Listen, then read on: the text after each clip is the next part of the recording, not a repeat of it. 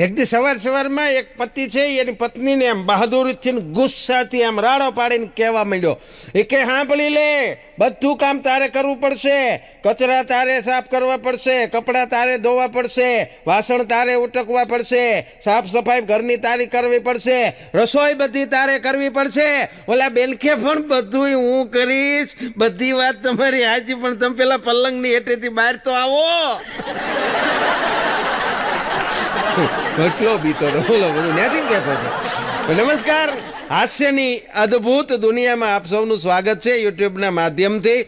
ખૂબ સરસ મજાના અવનવા હાસ્યના વિડીયો આપ સૌ ગુજરાતની હાસ્ય પ્રેમી જનતા નિહાળો છો. ત્યારે MB ફિલ્મ્સ અને મનોજભાઈ ભૂપતાણી દ્વારા પ્રસ્તુત સુંદર મજાની આજની આ નવી હાસ્યની વાતોમાં તમામ ગુજરાતી હાસ્યપ્રેમી શ્રોતાજનોનું હું ધર્મ વંકાણી, હાસ્ય કલાકાર આપનો દોસ્ત, આપ સૌનું હૃદયપૂર્વક સ્વાગત કરું છું. વેલકમ.